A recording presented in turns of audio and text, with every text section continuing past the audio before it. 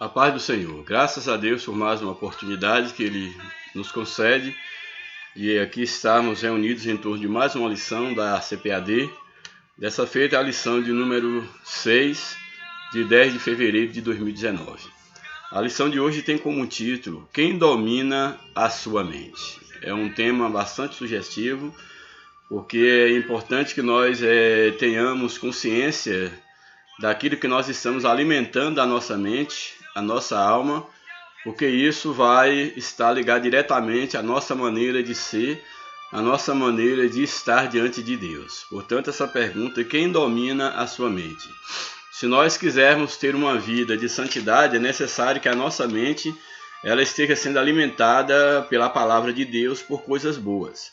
Não é possível alguém viver uma vida de santidade quando na sua mente ele está se alimentando de imundícia, de sujeira. Por exemplo, se eu tenho o hábito de pôr diante dos meus olhos aquilo que não edifica, aquilo que não convém ao cristão, se eu estou sempre tendo acesso a toda forma de imundícia, é impossível ter uma mente sã, é impossível estar debaixo do domínio do Espírito. Portanto, esse tema é bastante sugestivo, porque ele nos leva à reflexão.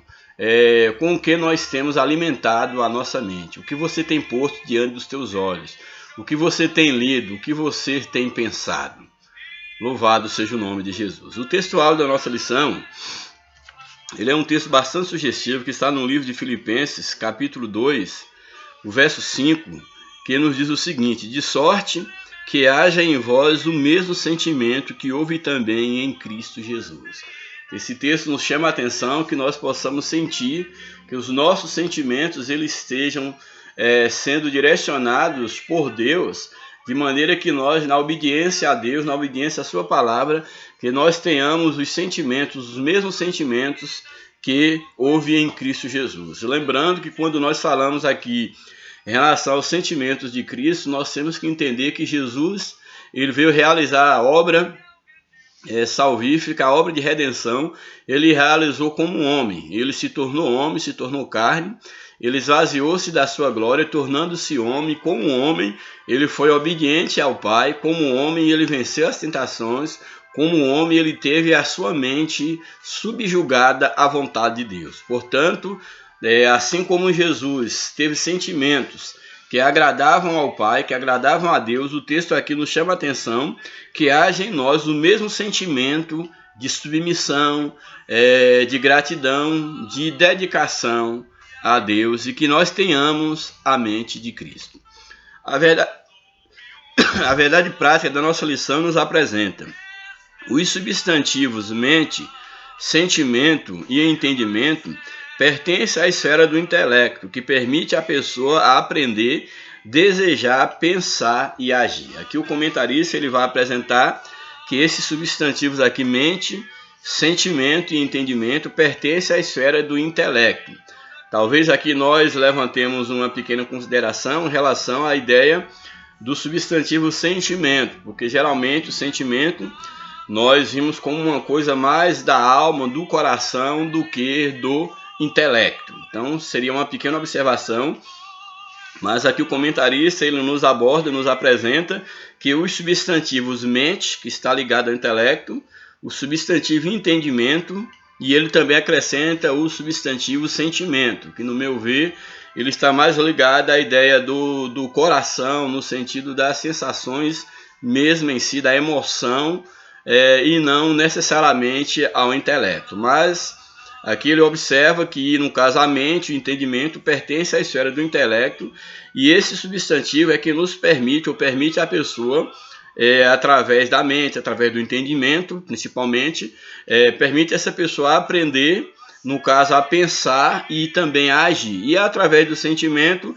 a pessoa também a desejar algo. Então, esses são os elementos, são os substantivos aí abstratos, que possibilita ao homem a aprender, o homem a desejar e a pensar e a agir de uma determinada forma. E é interessante que para que nós tenhamos o sentimento de Cristo, como foi retratado aqui no textuário, é necessário que a nossa mente, que o nosso sentimento, que o nosso entendimento, eles estejam submissos à vontade de Deus, porque dessa forma a nossa maneira de pensar, a nossa maneira de sentir, a nossa maneira de agir vai estar condizente com aquilo que Deus requer dos seus filhos. Louvado seja Deus.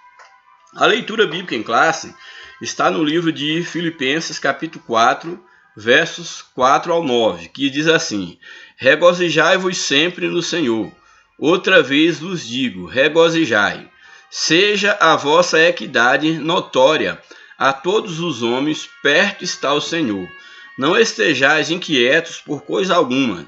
Ante as vossas petições sejam em tudo conhecidas diante de Deus, pela oração e súplica, com oração ou com ação de graça. E a paz de Deus, que excede a todo entendimento, guardará os vossos corações e os vossos sentimentos em Cristo. Quanto ao mais, irmãos, tudo que é verdadeiro, tudo que é honesto, tudo que é justo, tudo que é puro, tudo que é amável, tudo que é de boa fama, se há alguma virtude, se há algum louvor, nisso pensai. O que também aprendeste, recebestes e ouviste e vistes em mim, isso fazei, e o Deus de paz será convosco. Esse é um texto muito rico. Eu quero estar meditando nesse texto com vocês, aí do livro de Filipenses, capítulo 4, versos 4 ao verso 9. Aí no início do verso, aí no verso 4 do capítulo 4, nós temos a expressão regozijai-vos sempre. Nós temos aqui a palavra regozijai. Regozijai vem da palavra gozo, que é esse gozo. Gozo é uma alegria profunda, podemos chamar de uma paz verdadeira, que domina o coração do homem. E o texto aqui ele nos chama a atenção para a ideia do regozijai. Está regozijando, está revendo ou está, de uma certa maneira, reapresentando esse gozo, repetindo o gozo. É a ideia do regozijar, gozar de um gozo novamente, esse gozo espiritual, esse gozo em Cristo. Então, regozijai-vos sempre. Então, aqui, a ideia do termo aqui é essa ideia de um gozo sempre, de um regozijo sempre. E é interessante que o texto ele nos diz o seguinte: regozijai-vos sempre no Senhor. Ou seja, aquele que está no Senhor, que está vivendo em Deus, ele tem motivo para ter gozo, e não apenas gozo, mas para regozijar. Isso é bem interessante, por quê? Porque muitas das vezes alguém pode olhar para esse texto e pensar, mas como é que eu vou estar tendo gozo ou regozijando diante de tanta dificuldade, diante de tanta aflição, diante de tantas infelicidades? Porém, é interessante nós observarmos que a paz de Deus no nosso coração, ela não é sinônimo da ausência de problema, da ausência de dificuldade.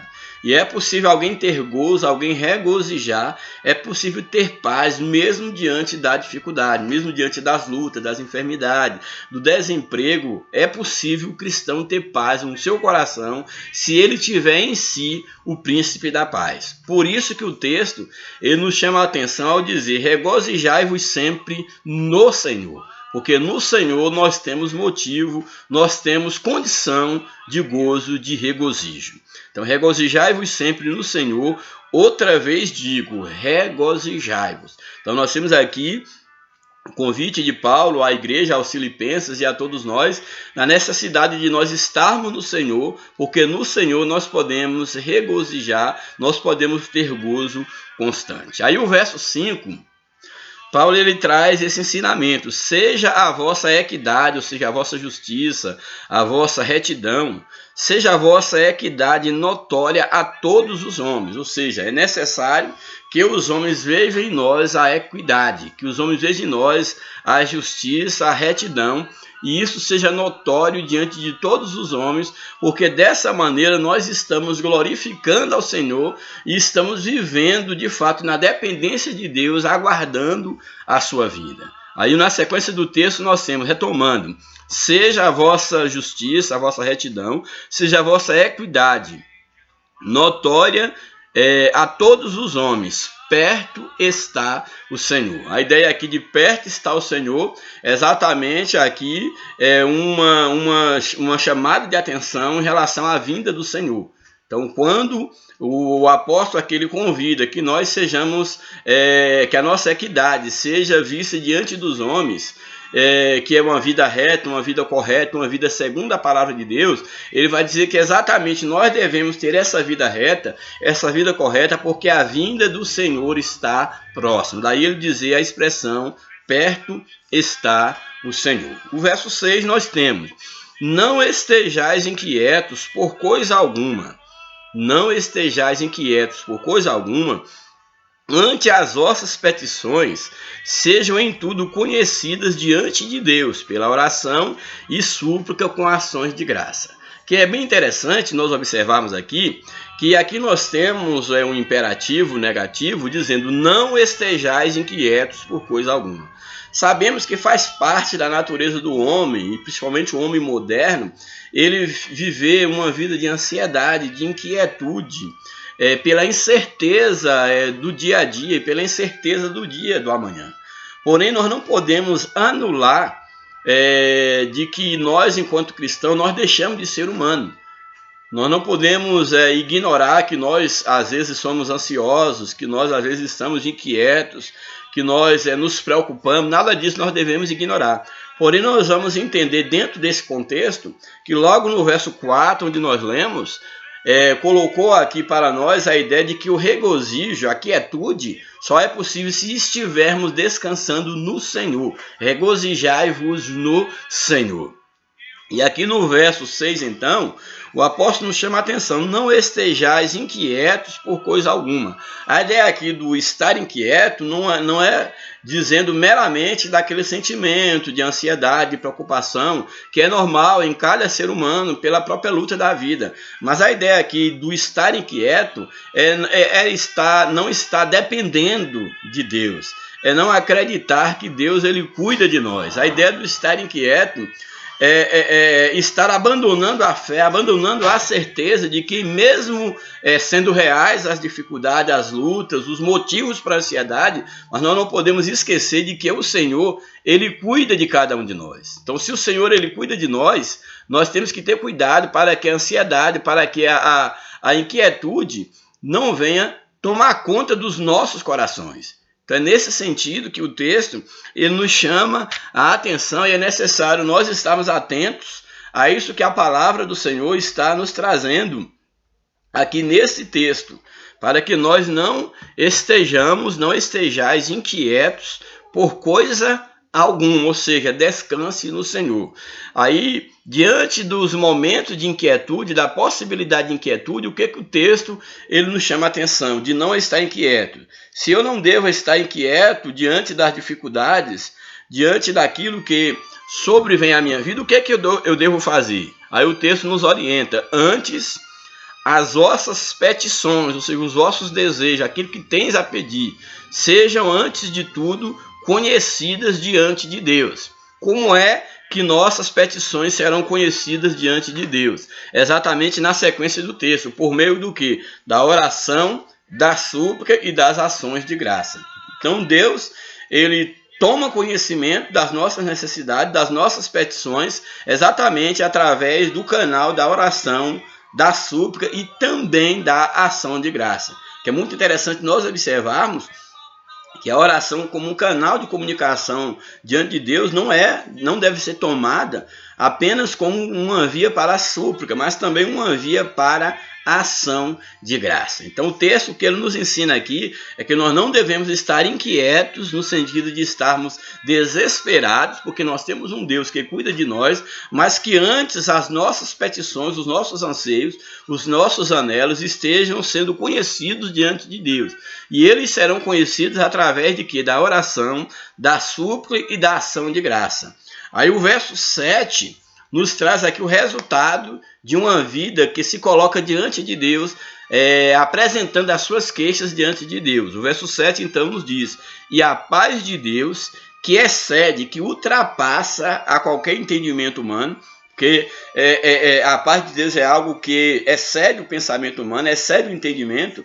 Isso é muito fácil de percebermos Por exemplo, existem pessoas que estão no leito da enfermidade, sendo consumido por uma enfermidade, por exemplo, por um câncer, mas existem pessoas que mesmo nessa situação, elas transmitem paz no leito, porque elas têm uma alegria, um gozo no coração, que não depende das circunstâncias, não depende de ter saúde, não depende de nada materialmente falando. Então como explicar a paz, alguém estar em paz, transmitir até uma palavra de paz, estando em meio a um sofrimento, a uma enfermidade, desempregado, um problema na família, e mesmo assim transmitir paz. Então essa paz excede a todo entendimento. Então o que o texto está nos ensinando é que quando nós apresentamos diante do Senhor as nossas inquietudes, pela oração, pela súplica e pela ação de graça, e demonstrarmos um coração agradecido, que a paz de Deus, que não é entendida pelo homem, que excede todo entendimento, guardará os nossos corações, guardará os nossos sentimentos em Cristo Jesus. Louvado seja o nome de Jesus. E o verso 8 nos diz o seguinte: quanto ao mais, irmãos, seja no demais, o que vocês devem fazer? Aí nos dá uma lista daquilo que de fato nós deveremos estar buscando, empenhando. Então, quanto ao mais, irmãos, tudo que é verdadeiro, tudo que é honesto, tudo que é justo, tudo que é puro, tudo que é amável, tudo que é de boa fama, se alguma virtude, se algum louvor, nisto pensai. Ou seja, o que o apóstolo Paulo está nos ensinando é exatamente com o que nós devemos nos ocupar, com o que nós devemos estar envolvidos. E ele vai dar uma relação de virtudes, que devem ser as coisas que ocupam a nossa mente. E aí ele começa a citar tudo que é verdadeiro. Ou seja, o cristão, a Bíblia diz que a igreja era a coluna e firmeza da verdade. E cada cristão deve se ocupar com aquilo que é verdadeiro, que o mundo veja em nós a verdade. Então, tudo aquilo que é verdadeiro, que é uma virtude. Ser verdadeiro é uma virtude. Então, tudo aquilo que é verdadeiro, aquilo que é honesto, que é digno, que é honesto, isso deve ser buscado na nossa mente, nós devemos empenhar por isso. Aquilo que é justo, aquilo que é justo, aquilo que é puro, aquilo que é amável, o que é de boa fama. Então, aí ele completa o pensamento: se há alguma virtude, se há algum louvor, é nisso que devemos pensar. Ou seja, a nossa ocupação deve ser com aquilo que é virtuoso, com aquilo que é louvável. E entendendo virtude como aquela capacidade ou aquele hábito de fazer aquilo que é bom. Então, tudo aquilo que você faz de uma maneira habitual, que você se exercitou, seja no perdão, no amor, na alegria, na paz, na justiça, tudo aquilo que torna um hábito na sua vida e aquilo que é bom, isso é uma virtude. E o apóstolo Paulo está nos aconselhando que se há alguma virtude, se há alguma coisa digna de louvor, é nisso que nós devemos colocar o nosso coração, a nossa mente, é nisso que nós devemos pensar. E aí o verso 9, ele se coloca como exemplo. E o que também aprendeste, recebestes e ouvistes e vistes em mim, isso fazei, e o Deus de paz será convosco. Louvado seja o nome de Jesus. Bem, aí nós vimos um comentário aí desses versos da lição, e nós vamos então agora para o conteúdo da lição, o comentário da lição, e lembrando que o nosso tema é quem domina a sua mente. E quero fazer uma observação que é um dos lugares mais difíceis de ser dominado, é exatamente a nossa mente. Nós temos que constantemente colocar nossa mente cativa à vontade do Senhor, porque não é fácil ter pensamentos que agradam a Deus. Só pelo processo da transformação, da metanoia, dessa transformação da mente, do pensamento, do coração, que nós podemos de fato, ter uma mente dominada pela presença, pela vontade de Deus. Bem, aí o comentário da lição, nós temos aí na introdução: quem nasceu de novo é nova criatura, e assim a vida cristã é norteada pelo Espírito Santo. Então, O que traduz uma vida, uma nova vida, é exatamente uma vida debaixo do domínio do Espírito Santo. Isso significa que nós, como cristãos, não andamos segundo a carne, mas segundo o Espírito. A Bíblia diz que aquele que é guiado pelo Espírito é aquele que anda segundo o Espírito. O que é guiado pela carne é dirigido também, no caso, então, pela carne. Então, para que nós possamos estar dentro da vontade de Deus, isso só é possível se formos guiados pelo Espírito. Então, o que nasce do Espírito é guiado pelo Espírito. A presente lição é uma reflexão introspectiva sobre a nossa maneira de viver, as nossas atitudes e as nossas decisões, e se realmente Jesus é o Senhor do nosso pensamento. Pensa bem. Quem é o Senhor do teu pensamento? Quem alimenta a tua mente? Será que você alimenta a tua mente com revistas pornográficas, com vídeos indecorosos, coisas que fere a santidade de Deus? Porque é impossível ter uma vida de santidade se eu alimento a minha mente com imundície. Eu só posso ter um pensamento santo se eu alimento a minha mente com aquilo que é saudável, com aquilo que é santo. Se eu coloco todo tipo de imundície perante os meus olhos, se eu alimento a minha mente de tudo aquilo que não presta, é impossível eu ter uma mente sã, eu ter uma vida santa diante de Deus. Aí o primeiro tópico da lição nos apresenta sobre a Epístola aos Filipenses. Filipos era uma colônia romana e uma das principais cidades da Macedônia. Paulo esteve na cidade por ocasião da sua segunda viagem missionária e ali fundou a primeira igreja europeia. Isso aconteceu na casa de uma empresária chamada Lídia, vendedora de púrpura. O apóstolo deixou a cidade por causa das pressões locais, mas o relacionamento entre os filipenses continuou.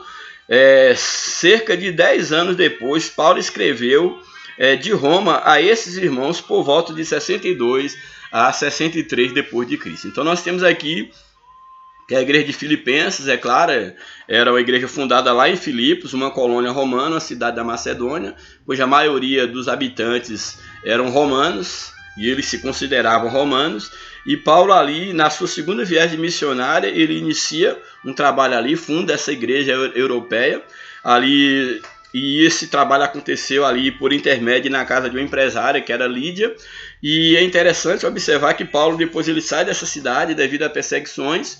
E aí depois de cerca de quase 10 anos depois, ele escreve lá por volta de 62 a 63 depois de Cristo, ele escreve uma carta aos Filipenses. A doutrina, o primeiro subtópico, a doutrina. O objetivo da carta não era solucionar problemas doutrinários. Essa igreja era uma igreja relativamente boa no sentido de não terem grandes problemas doutrinários, mas problemas pontuais. Então, o objetivo da carta não era solucionar problemas doutrinários, nem de relacionamentos entre os filipenses, pois eles haviam amadurecido rapidamente. Um dos propósitos estava vinculado à amizade e ao amor recíproco do apóstolo. Então, um dos objetivos da carta, no caso aqui aos Filipenses, não era, não que a carta não tenha um teor também de ensinamento, mas um dos motivos principais não era necessariamente corrigir algum erro doutrinário, mas era exatamente uma oportunidade de Paulo eles trazer em mente a amizade daqueles irmãos e a amizade que ele nutria por aquela igreja. Os problemas referentes a heresias eram periféricos, alguns problemas pontuais que existiam sim, mas eram mais periféricos. O apóstolo tratava desse assunto mais como uma precaução, para evitar que maiores problemas viessem a acontecer. Paulo menciona, no caso, os legalistas, no capítulo 3, mas não era algo agudo na igreja, visto que em Filipos nem sequer havia sinagoga. Isso mostra que a população judaica não era significativa, a quantidade de judeus naquela cidade. Note que seus habitantes consideravam-se romanos. Então não havia nada de muito grave na igreja que o apóstolo precisasse corrigir. Então era uma igreja sadia, tinha problemas pontuais, como toda igreja tem, mas ali era uma igreja sadia e não havia sérios problemas que merecesse uma correção por parte do apóstolo Paulo. O subtópico 2, o relacionamento. Havia entre os filipenses alguns problemas que são próprios da natureza humana e comuns às igrejas ainda hoje. É possível que o pedido do apóstolo para ajudar as irmãs Evódia e Sintique indique algum problema de desentendimento.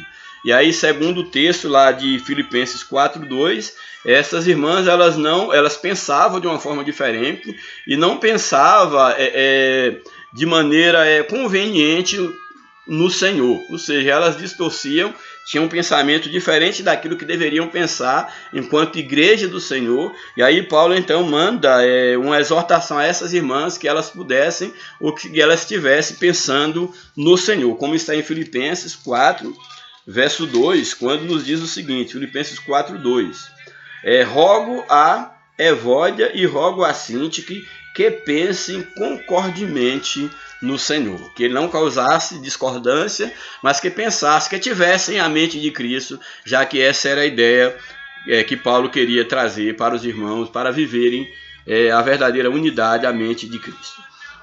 Então nós vimos aqui que o apóstolo, no caso aqui, ele pede então que haja unidade e harmonia entre os crentes, tendo por base a humildade e o exemplo de Cristo. Então ele pede que haja humildade entre os irmãos, tomando por base exatamente quem? A humildade de Cristo, que ele seguisse o exemplo de humildade em Cristo. Quando ele diz, o apelo paulino é para que haja entre os filipenses o mesmo sentimento que houve também em Cristo Jesus, que foi o sentimento de humildade. Ele veio, ele se humilhou, ele veio para servir e não para ser servido. Então, Cristo era o exemplo a ser seguido pelos filipenses, como é o exemplo a ser seguido por toda a igreja de Cristo. O subtópico 3, o ensino. Filipenses é uma epístola prática e os pensamentos teológicos aparecem casualmente, como no parágrafo teológico, por exemplo, do capítulo 2. E temos aqui um pensamento teológico do capítulo 2, versos 5 ao 11. Vamos ver aqui Filipenses 2, o verso 5 ao 11. Louvado seja o nome de Jesus. Que exatamente esse versículo, esse ensinamento, ele vai ensinar sobre a humildade. Mas eu quero ler a partir do verso, não a partir do verso 5, mas a partir do verso 1 do capítulo 2, que é um exemplo, um ensinamento de Paulo, a humildade, para que esses irmãos conservassem a humildade. Então aí no verso, Filipenses 2, verso 1, diz o seguinte: se há, pois, alguma exortação em Cristo, alguma consolação de amor, alguma comunhão no Espírito, se há entranhados afetos e misericórdias, completai a minha alegria de modo que pensai a mesma coisa. A mudança no pensamento, que é o tema da lição. De modo que pensais a mesma coisa, tenhais o mesmo amor, sejais unidos de alma, tendo o mesmo sentimento. Ele prossegue: nada façais por partidarismo, por partido, divisão, nada façais por partidarismo ou vanglória, mas por humildade, considerando cada um superior a si mesmo. Então o ensinamento de Paulo era esse, que cada um dos irmãos considerasse os outros superiores a si mesmo. Não tenha cada um em vista o que é propriamente seu, senão também cada um o que é dos outros, que tenham tudo em comum. Aí entra exatamente o texto aqui sugerido na lição, que é o verso 5 ao 11, quando diz: tende em vós o mesmo sentimento que houve também em Cristo Jesus. Que tenhais o mesmo sentimento, a mesma mentalidade que teve em Cristo Jesus, pois ele, subsistindo em forma de Deus, porque ele nunca deixou de ser Deus, ele era totalmente homem, mas era também totalmente Deus. Na sua encarnação, ele não deixou de ser Deus, apesar de ser totalmente homem. É o mistério da encarnação. Então, pois ele, subsistindo em forma de Deus, não julgou com usurpação ser igual a Deus, mesmo sendo Deus.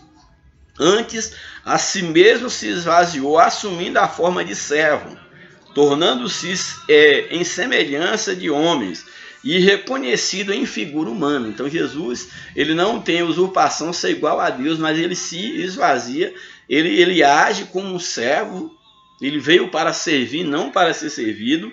Então ele é reconhecido em figura humana, a si mesmo se humilhou, tornando-se obediente até a morte de cruz, pelo que também Deus o exaltou sobremaneira e lhe deu um nome que está acima de todo nome, para que ao nome de Jesus se dobre todo joelho, nos céus, na terra e debaixo da terra, e toda língua confesse que Jesus Cristo é o Senhor, para a glória de Deus Pai. Aqui então nós temos aqui, nesse texto aqui, quanto a esse terceiro subtópico, o ensino, nós temos aqui que esse parágrafo teológico, por exemplo, aí do capítulo 2, que nós lemos do verso 1 ao 11, é exatamente dois parágrafos, nós lemos no caso, que traz ensinos para a igreja sobre a humildade. Também, no capítulo 3, há um ensinamento sobre o lar celestial prometido aos cristãos, para que eles vivessem de maneira que fosse digna desse lar celestial. Então, são ensinamentos que nós temos aí no livro, no caso aqui de Filipenses.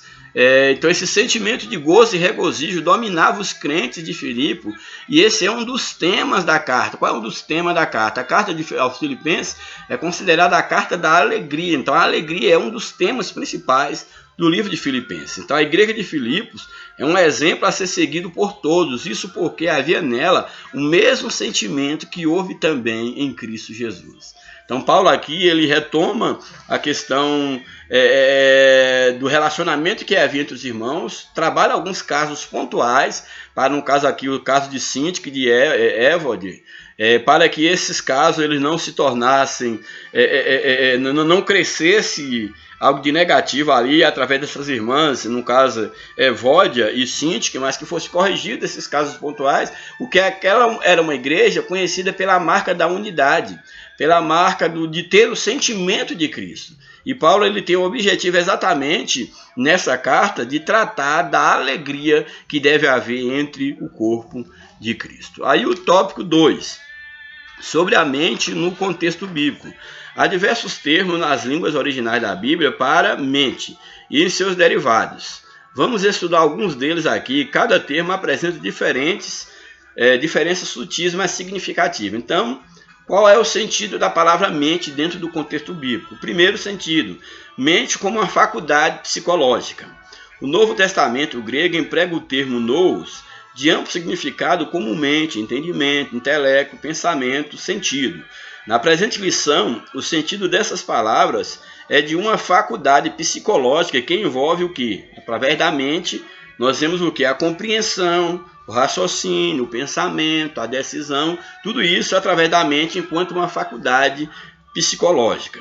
De maneira que eu, de mim mesmo, com a mente, aí uma citação, de maneira que eu, de mim mesmo, com a mente, sou escravo da lei de Deus, ou seja, obedeço a Deus, mas segundo a carne, sou escravo da lei do pecado. Romanos 7, 25.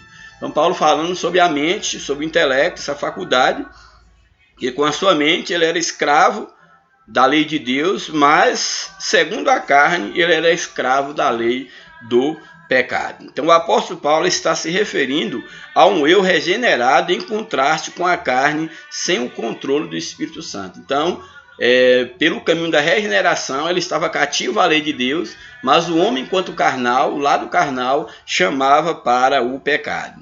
É com essa mente cristã, no caso cativa a Deus, que desejamos a lei de Deus, ou seja, a lei do Espírito de vida em Cristo Jesus. Então é necessário termos e alimentarmos a mente de Cristo em nós, para que o nosso homem, o nosso eu interior, o nosso eu carnal, ele seja crucificado e que a mente de Cristo possa prevalecer na nossa mente.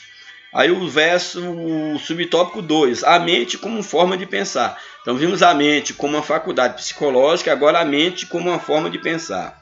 A mente aparece também no Novo Testamento como uma maneira ou forma especial de pensar. A ideia nesse caso é a disposição e de atitude, tanto no sentido negativo como no sentido positivo. No sentido negativo, estando cheio de orgulho, sem motivo algum e na sua mente carnal, conforme Colossenses 2,18. Então a mente, ela pode ser, tomando a mente como um pensamento, ela pode ser usada com atitudes, como uma disposição, uma atitude que tanto podem ser negativa quanto positiva.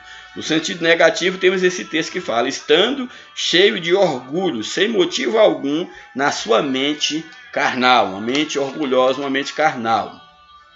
Já no sentido positivo, armai-vos também vós com este pensamento, um pensamento cristão, um pensamento divino. Assim, ter a mente de Cristo significa pensar como Ele. Como é que eu tenho a mente de Cristo? Só é possível ter a mente de Cristo se eu ter a vida de Cristo em mim.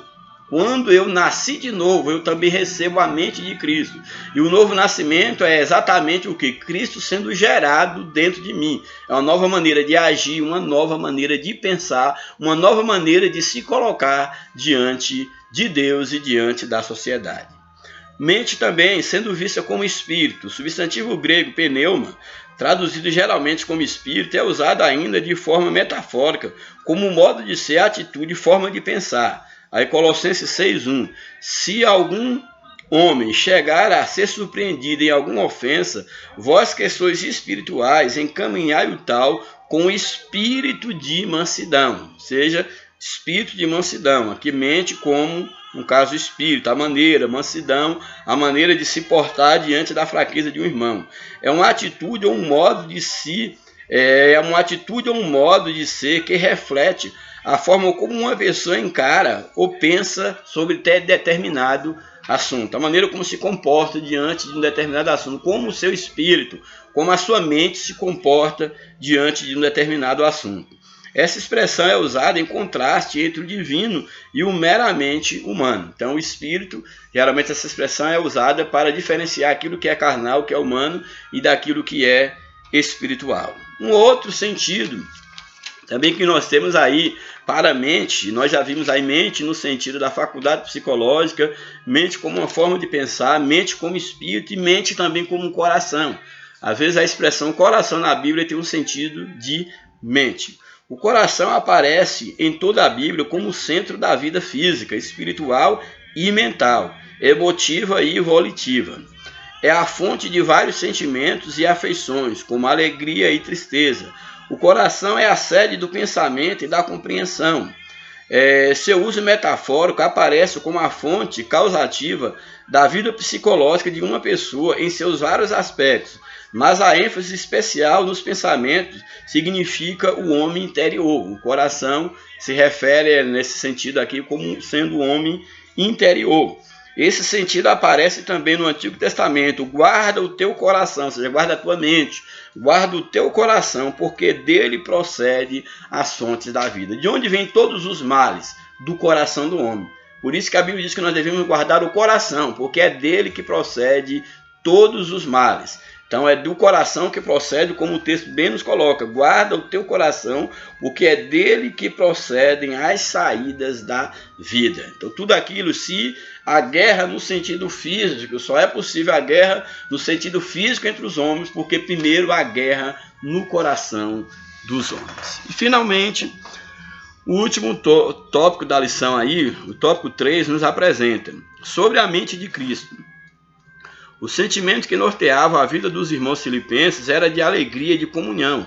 E isso é que deve prevalecer na vida cristã em todos os lugares e em todas as épocas. Primeiro subtópico, sentimento de alegria, regozijai-vos, aquilo que já comentei lá na leitura bíblica em classe. Regozijai-vos é uma saudação grega, mas aqui Paulo exorta os filipenses e todos os cristãos, uma exortação que a alegria, que regozijar, é ter alegria no Senhor. Então é uma exortação a termos alegria porque nós estamos no Senhor, e no Senhor a abundância de paz, a abundância de alegria. Louvado seja o nome do Senhor. Então o apóstolo acrescenta, chama a exortação regozijai-vos e acrescenta que é sempre no Senhor, como nós já falamos, regozijai sempre no Senhor. O Senhor Jesus é a fonte inesgotável de gozo e alegria, e isso dá à saudação um sentido completamente novo. Não é um mero convite ao regozijo, é um convite a estar no Senhor para, a partir do Senhor, regozijar-se sempre. Louvado seja o nome do Senhor. Como resultado desse estado de graça, desse regozijo, que é um estado de graça diante de Deus, como resultado desse estado de graça, está o bom relacionamento do cristão com as demais pessoas. O termo equidade, que seja a vossa equidade conhecida diante do Senhor, o termo equidade é a tradução do adjetivo grego epiekes, ou epieikes, que quer dizer compreensivo, bondoso, benigno, seja bondoso, seja benigno, seja justo, seja reto. A Almeida Atualizada traduz por moderação, também equidade é por moderação. Essa deve ser a atitude de quem tem a mente de Cristo, uma atitude de moderação, de equidade. Isso tudo em relação às pessoas que rodeiam, em relação às pessoas que nos cercam. Nós devemos manifestar a nossa equidade, a nossa moderação, nosso senso de justiça, que não é nosso, mas que expressa a vontade de Deus e o domínio de Deus em nossa vida. É o que Deus espera de todos nós. A expressão perto está o Senhor, quando manda viver uma vida de equidade, porque perto está o Senhor, é exatamente aquilo que eu falei, diz respeito ao que é a vinda do Senhor que se aproxima. Subtópico 2, nossa gratidão a Deus. Os filipenses viviam num clima de perseguição religiosa. Paulo estava na prisão, eles viviam num clima de perseguição. Paulo estava na prisão, mas Paulo os exortava a serem agradecidos a Deus. Isso aqui é muito interessante, porque muitas das vezes, devido às lutas, às dificuldades, nós deixamos de ser agradecidos a Deus. Então, mesmo diante das dificuldades, nunca pode faltar em nós a gratidão a Deus por todos os seus benefícios. Então, portanto, os filipenses viviam num clima de perseguição religiosa.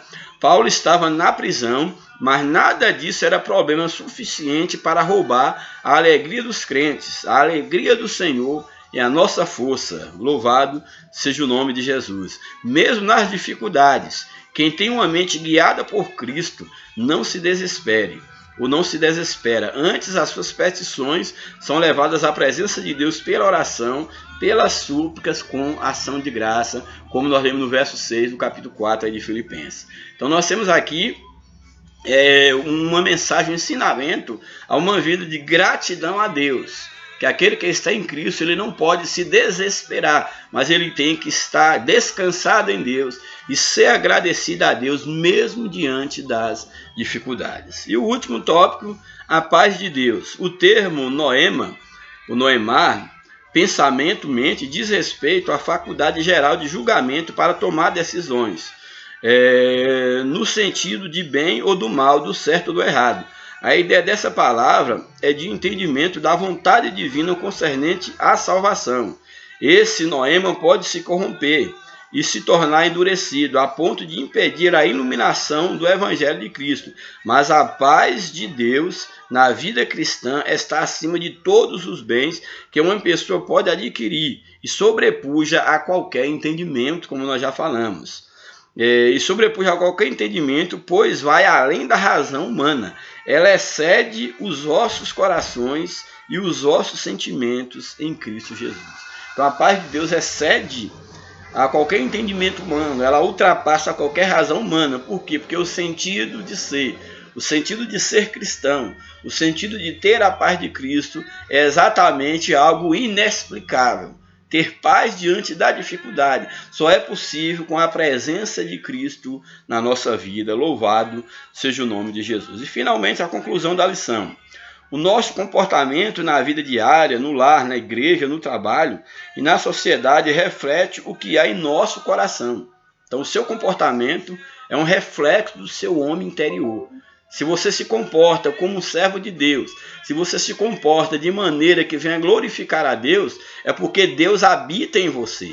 Mas se você apenas diz que é um cristão, mas o seu comportamento, as suas atitudes não refletem uma vida com Deus, é sinal de que de fato você é apenas um mero religioso. Portanto, isso é muito interessante.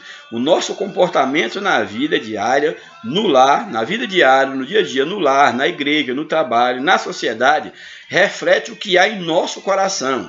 E isso mostra por si só quem domina a nossa mente. Ou seja, as nossas atitudes vão mostrar de fato quem é que está dominando a nossa mente.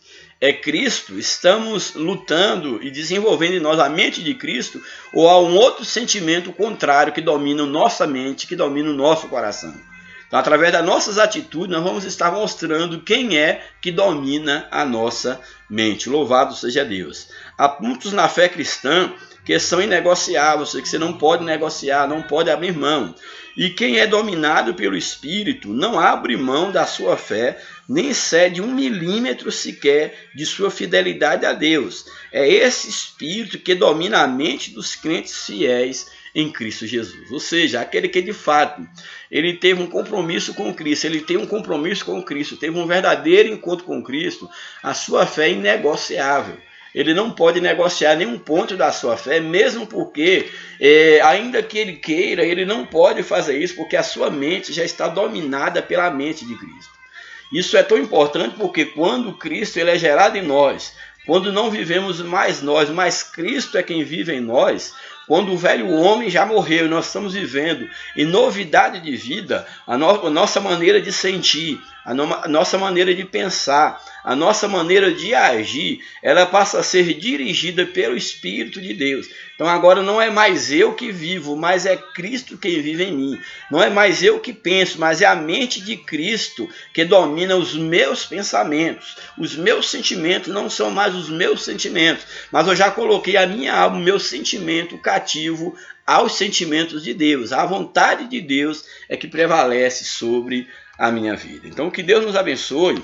E eu retomo aí o título da lição quando diz: quem domina a sua mente? Eu faço uma pergunta: quem domina a sua mente? Você tem alimentado a tua mente da palavra de Deus, de uma vida de oração, de uma vida de aprendizado, ou quem sabe o teu mestre, a tua fonte de alimentação da sua mente, da sua alma, tenha sido, quem sabe, revistas indecorosas, vídeos indecorosos.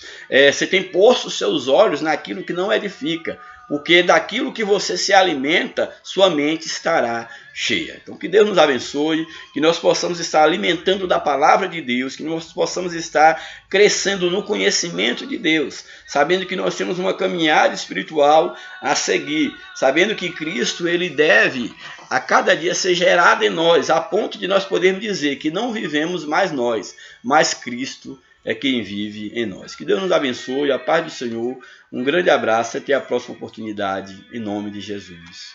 Amém.